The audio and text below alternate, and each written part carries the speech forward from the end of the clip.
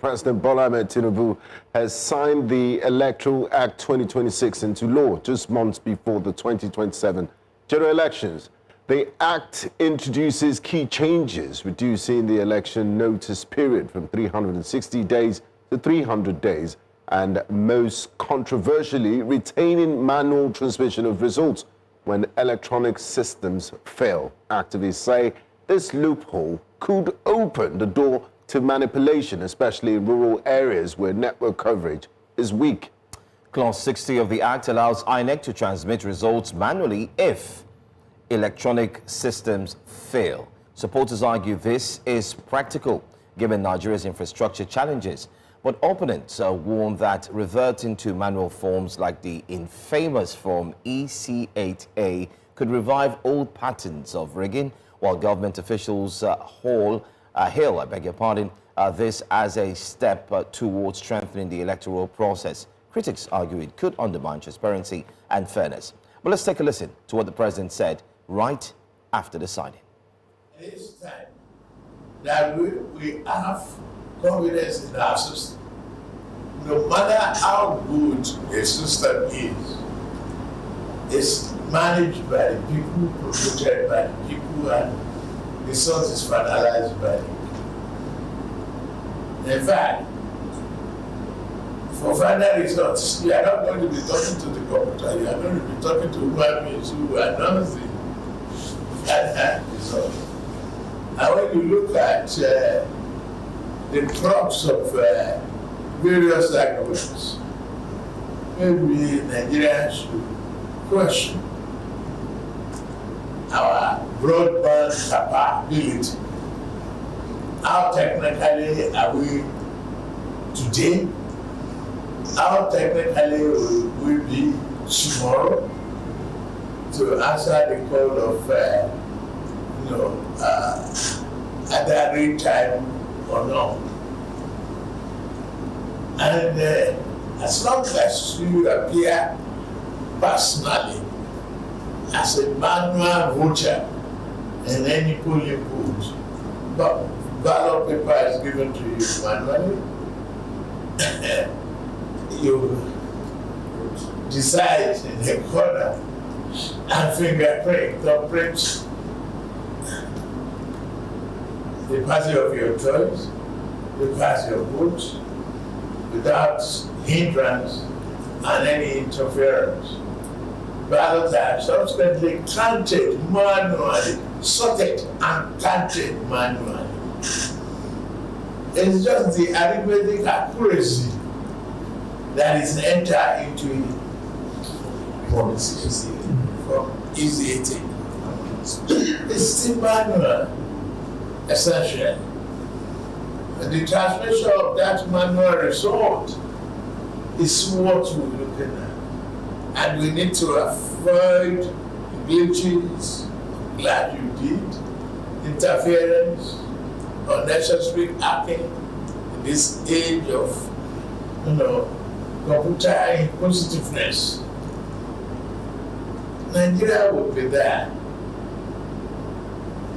We will flourish. We will continue to nurture this democracy for the fulfillment of our dream for prosperity and stability of our country. Okay, so the deed has been done. Joining us for this discussion, we do have former Executive Director, EIE, Enough is Enough Nigeria. She's here live with us in the studios. Welcome, Okoyemi Adamolenko. Thank you for being here. Thanks for having me.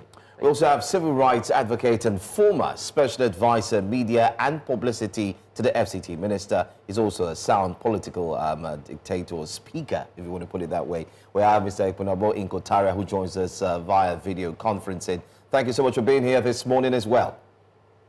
Good morning. Thank you. And we also have lawyer and public affairs analyst Ilumona Onoja also joins us from outside of the shores of the country via video conferencing. Thank you for being here too. Okay, I'm certain that as we proceed, we'll get to hear you. So, back again to what started off, and it looks very heavy because Nigerians were pushing and pushing One key word has been omitted. Like they say, ladies first. I'm going to start off in the studio. Nigerians fought hard for this reform. From 2022, it emphasized the electronic transmission, which is what they wanted. So while does it seem like we've rolled back the gains after everything that was hard fought for? Nothing did come through, and then the president signs the bill into law quickly. Yeah, very quickly, actually, less than 24 hours. But I really don't think we should be surprised.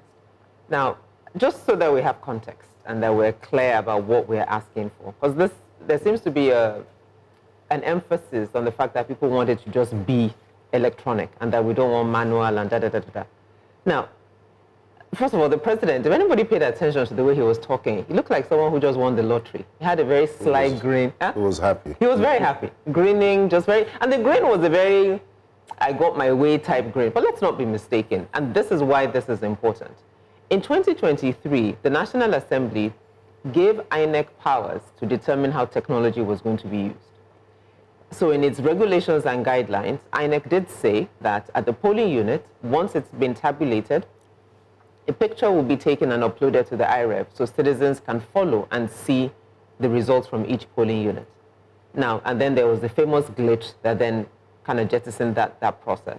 Now, not only that, but when President Tinubu's election was challenged at the Supreme Court said that because it was not part of the Electoral Act, it could not be used as a case, IREV results could not be used. And that really made no sense because as a body by law, your guidelines and your regulations that you have the powers to create become part of your legal framework. When CBN issues statements, nobody says it needs to go back into your act. It just is part of CBN's laws. So that was context. So for this electoral reform, the simple thing was that we just simply wanted that in the act. Now, House of Rep passed it. Everybody was hailing them. Suddenly, they did a 180 degree, and they were now saying, well, the provision is not so bad. And the major thing that's now an issue, as we say, is that we've legislated glitches. Because the provision now says that if communication doesn't fail. And that ties to what the president was saying. He says, oh, broadband, that we don't have broadband. Excuse me, sir, there's something called satellites. So if the technology is not the problem, especially if even in 2023, we had, if I'm not mistaken, 93% upload from all the polling units. So the track record is there. For the Osho elections, it was 100% upload. Yes, there are parts of the country that might have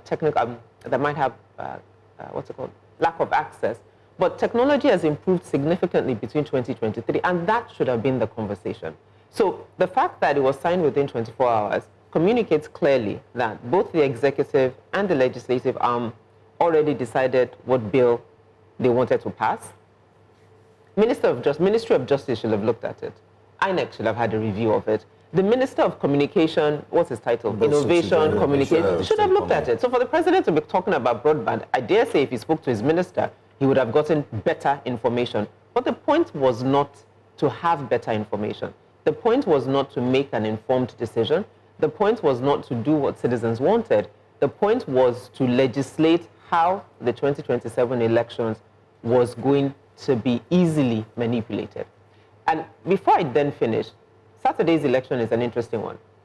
FCT elections, INEC is already saying that it will be electronically transmitted because technically there's a new law. So anyway, they'll figure that out. But I think the posturing of the minister is interesting. I would like to hear what a special advisor has to say.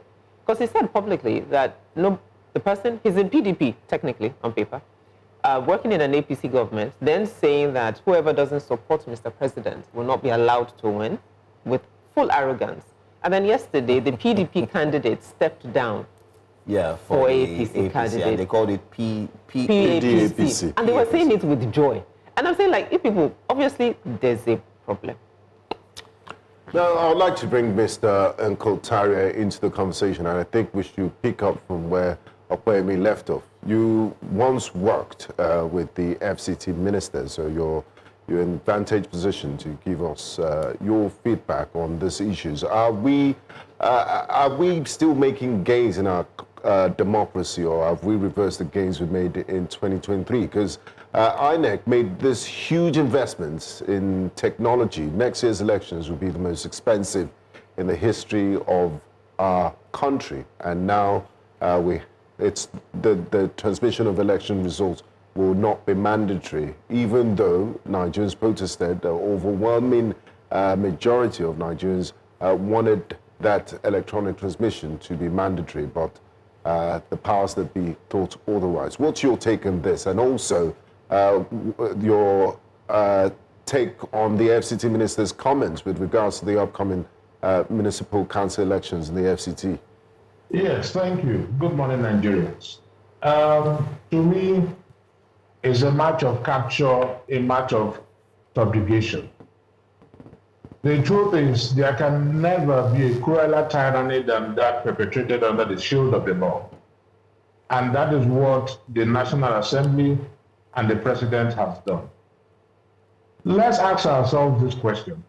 What is liquidity? The essence of the electoral reform. Why we are Nigerians clamoring for this reform? Because of the Supreme Court judgment. When the Supreme Court, to me it's painful, it is shocking, because the Supreme Court is supposed to be a court of justice and a court of policy. Whatever the Supreme Court says is the law is what the law is. But because the judiciary has been desecrated, the judiciary has been compromised. If you also look at the issue of the coordinating conjure, the issue of AND, when it came to the Abuja, the FCT capital, how the Supreme Court interpreted AND, that will tell you. And because of that, Nigerians said, okay, we don't want such loopholes anymore. Let us have electronic transmission of results. But they came up with this proviso because eventually they will tell us that they did not get network in those areas, and that was why they resorted to manual collation. That is the whole, what I call hypothesis of the proviso. It's going to be used. And mark my words, when the elections start, when they come, I mean, look at the elections that were conducted recently, like my sister said in one of the states.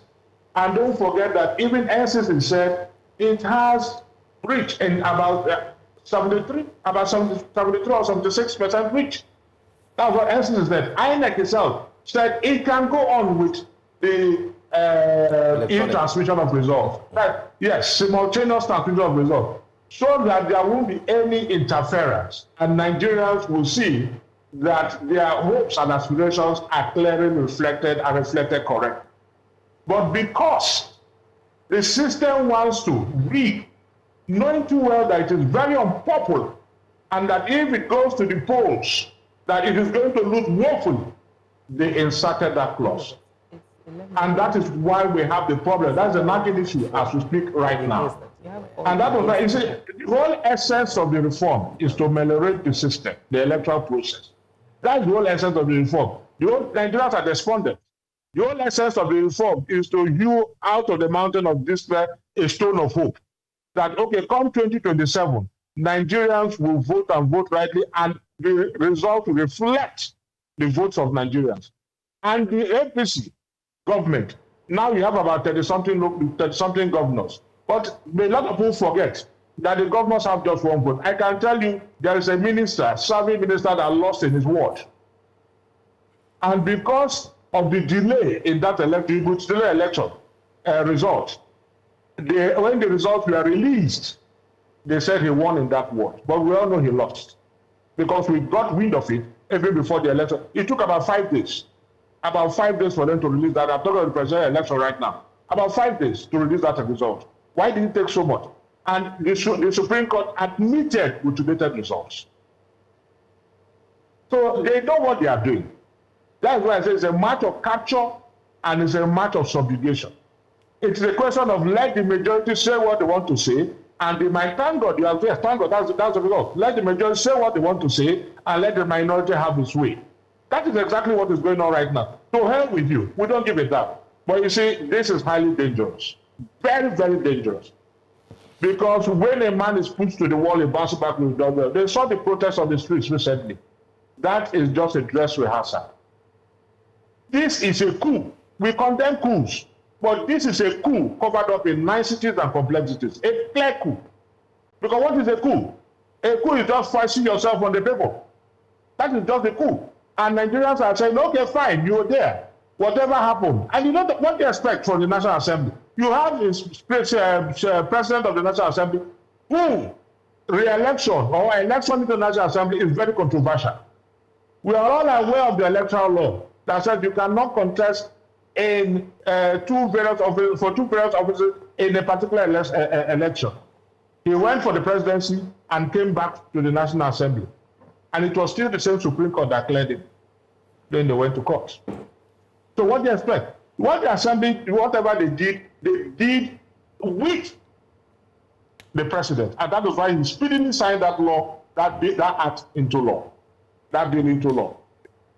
That was why he quickly signed that, because they had delivered exactly what he wanted them to deliver. But we are waiting.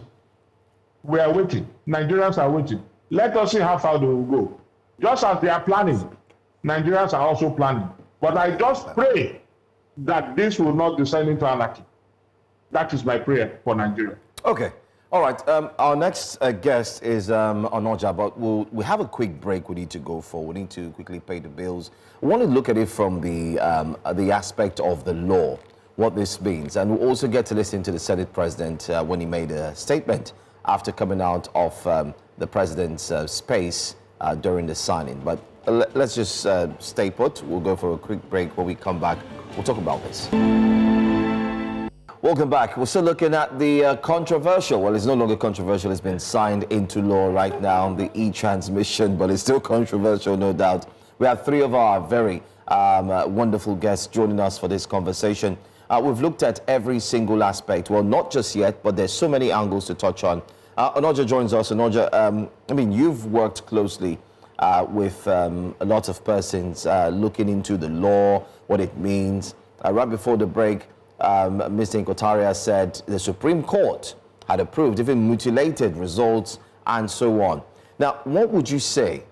Is there still hope? Because we see Nigerians saying, there's hope, or we can amend it, or we can push them to amend, or it's done and dusted, and Nigerians should just expect that should anything happen in the future, the Supreme Court will no longer say it wasn't in the law. It is now in the law, so they have a chance. I think that there's no hope. I think that we're not going to get an amendment. Let's not deceive ourselves. This was a predetermined conclusion, which is the reason why Mr. President quickly signed it. He didn't want anybody to pile up pressure, so they quickly rushed this into a conclusion. There's nothing we can do about that score. Whatever hopes anybody has to be on the field. But that's a completely different conversation. Now, what has happened is that, yes, we've put it into the law, but with a back door. So effectively, what we've said is if the electoral umpire comes and says we couldn't transmit 90% of the law of the election results from the polling units, so we did manual transmission, then that's what it is. If the electoral umpire wakes up on election day and says, sorry, electoral transmission of e-transmission of results from the polling units on election day is not going to happen, it's not working, our systems have broken down, whatever, then that's what it is. They will then resort to manual collation of results. I want to set a context, like Yemi did at the beginning. Everybody who is involved in Nigerian politics on any level knows that elections are rigged between the polling unit and the ward collation centers. That's the critical point of election rigging. By the time the results leave the ward collation centers, the rigging 90% of the time has already been perfected. All the mutilation of result sheets and everything that you see at the, that you see like you posted on TV now and everything, is done at the ward collation centers. That's the critical leg that e-transmission of results was seeking to cure, right? That the results that are declared are the same that are shown on television. Now, what happens, and this is where the loophole really lies, if you have results declared at the polling unit, polling station agents hold on to those results and say, these are the results for this polling unit. However, the results have gone to the World Collation Center, have been mutilated, and then have been submitted from the World Collation Center to the Local Government Collation Center, from the Local Government Collation Center to the state, and then to the national. What then happens is, what the provision of the Act now says is what INEC declared that will then be held as the results of that polling unit. So even if it is mutilated and whatever, which is what the Supreme Court said, the existence of that caveat means that if INEC says, hold on, even though it is on IREV, we disregard IREV, this is what we have, and they present a result that is different from what was declared at the polling unit, then you are racing against an institution to prove that what you have from the polling unit is the real result of the elections that held at the polling unit. Now, one of the critical things that people have agitated for a long time, that the Electoral Act doesn't cure, is the presumption of regularity. The Electoral Act presumes that INEC has done all the right things, that whatever ought to have been done has been done. INEC is right, which is why it then puts the presumption or the onus, the burden of proving that the elections were irregular or that there were irregularities on the petitioner who goes to court to argue. So even when we see any sort of irregularities, our law presumes that INEC was right. Our law presumes that INEC was right. We have long agitated that remove that presumption of regularity. Let it be INEC that has to prove that we abided by our guidelines, we abided by the provisions of the law, we did the things that we were supposed to do. Instead, our law, and this is not a new thing, but we were hoping that this would have been cured in the current Electoral Act that says that, no, hold on, Mr. INEC, you're the regulator. Come to court if we're challenging the outcome of the elections and prove that you abided by your guidelines and by the provisions of the Electoral Act. That didn't happen. I'll touch on something else that is a big source of controversy in this, and Yemi also brushed on it, but it's a big source of controversy from this Electoral Act. The Electoral Act has seemingly removed the power of the political parties to determine how they want to select their candidates. There was a clear structural process that said, oh, you could do direct or indirect primaries. If you were doing indirect primaries, these are the things that you had to do. If you were doing direct primaries, these are the things that you had to do.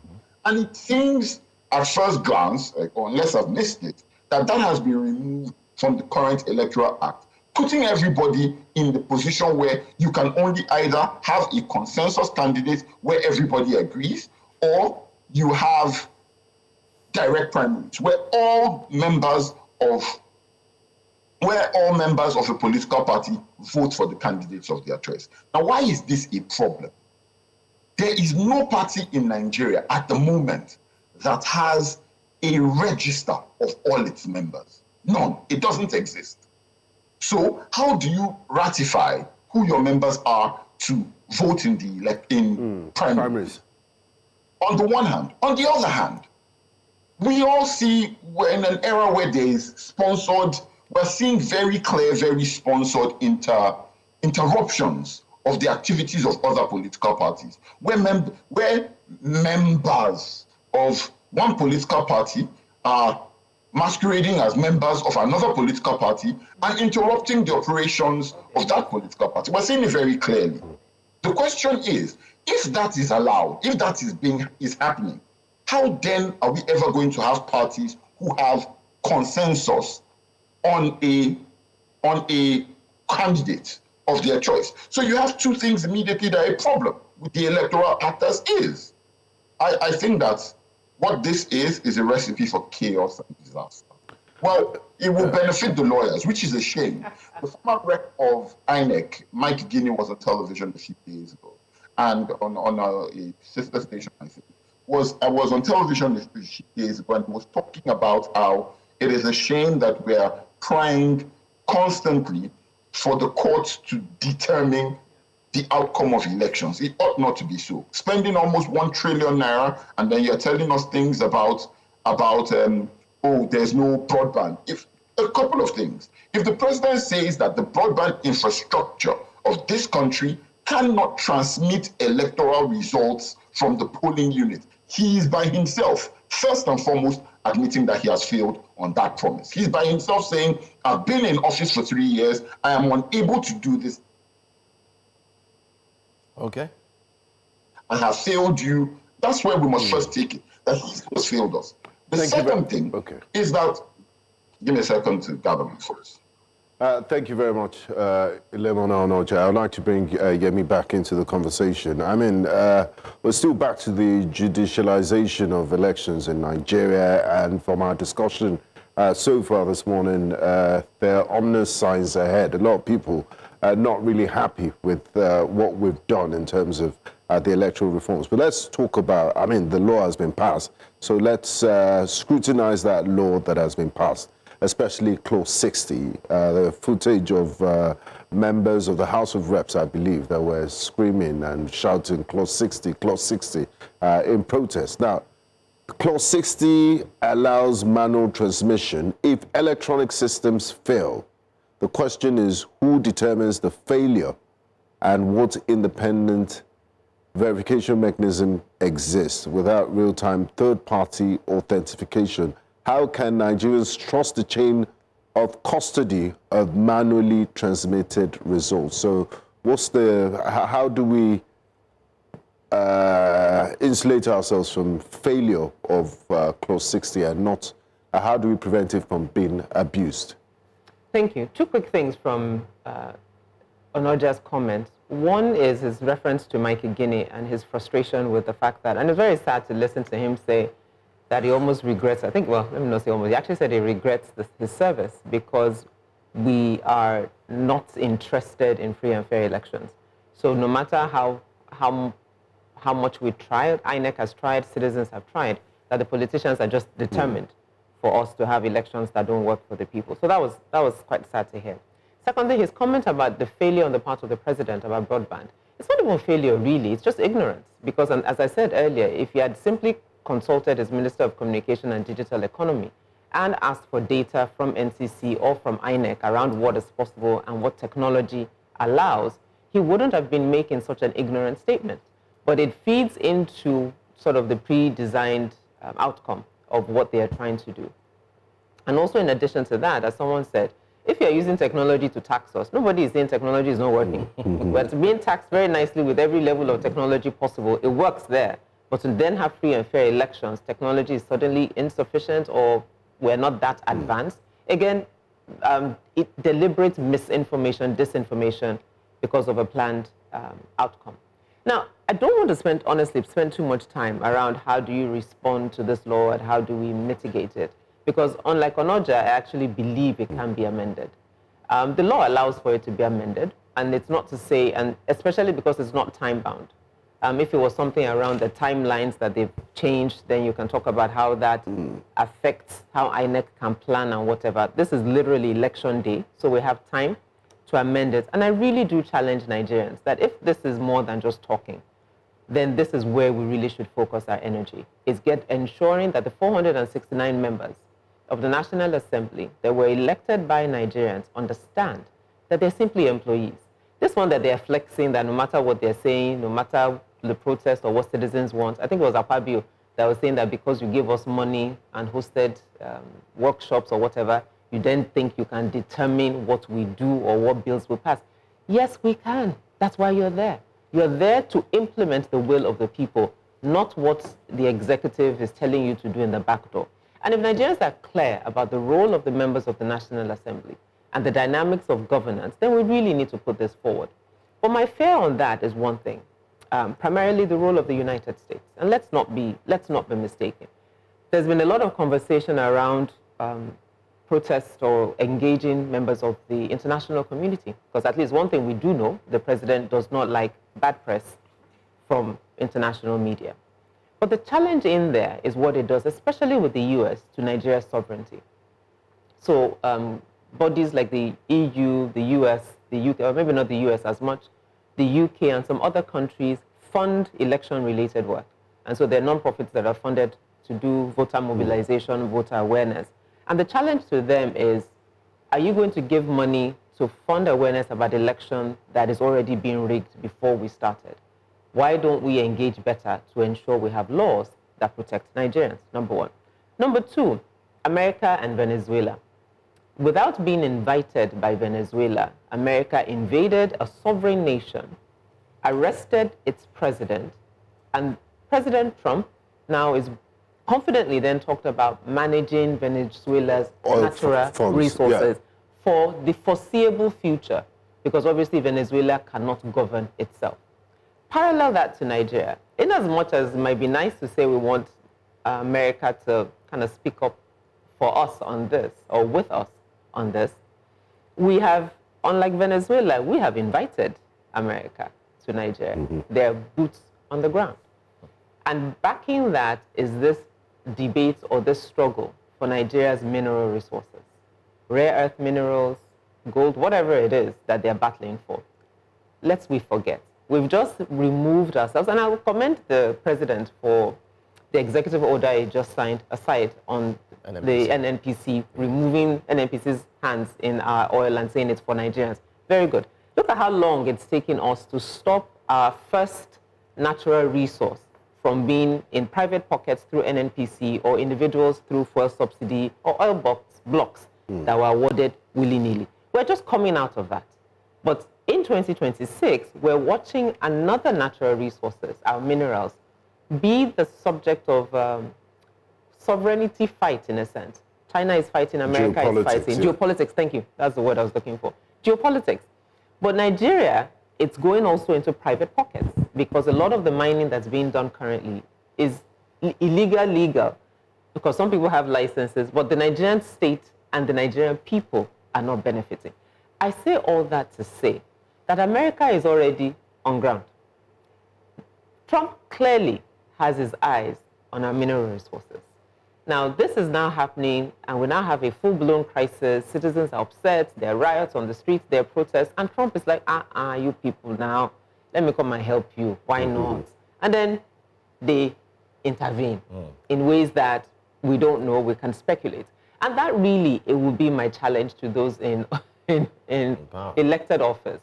That this one that you have used oil to rob yourself, and you now want to light a fire, or what is it, strike a match, and put yourself on fire.